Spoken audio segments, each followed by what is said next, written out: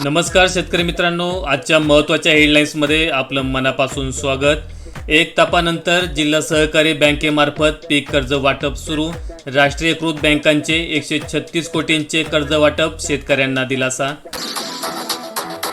30 kilo सोयाबीनच्या बॅगला 3000, शेतकऱ्यांचा माल कवडी मोल। साहेब तुम्हीच सांगा हा फरक कसा, शेतकऱ्यांच्या पदरी मात्र निराशाच।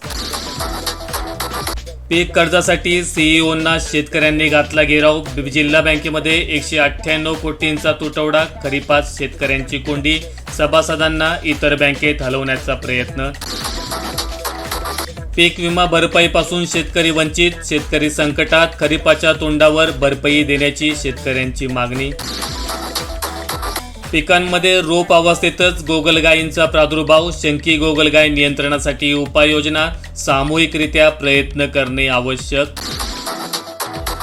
शबरी रमाई योजनेसाठी अर्ज केला का? घरकुल घ्या घरकुल। 2017 ते 2024 कालावधीसाठी 20,039 लाभार्थ्यांचे उद्दिष्ट।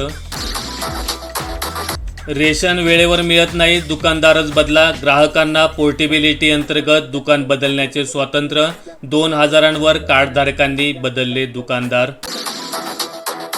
50,000 शेतकरी पीक कर्जापासून वंचित, शिवसेनेची जिल्हाधिकारी मध्यवर्ती बँकेवर धडक। मध्य कार्यकारिणी जिल्हाधिकाऱ्यांना निवेदन। हळदीच्या भावात 1000ची घसरण, शेतकऱ्यांची निराशा। मार्केट यार्डात 1850 क्विंटलची आवक, दरवाढीची आशा। बँकांनो पीक कर्ज वाटपासाठी शिबिर घ्या, संदीप गायकवाड यांची मागणी। बुलढाणा जिल्हा प्रबंधकांनी दिले आश्वासन। विम्याची उर्वरित 75% रक्कम शेतकऱ्यांना द्यावी, शेतकऱ्यांची मागणी। तहसीलदारांना केले निवेदन। 10 वर्षानंतर सोयाबीनला 5000चा भाव, शेतकऱ्यांची चिंता पुन्हा वाढली। माहिती आवडल्यास व्हिडिओला लाईक करून चॅनल सबस्क्राईब करा। धन्यवाद।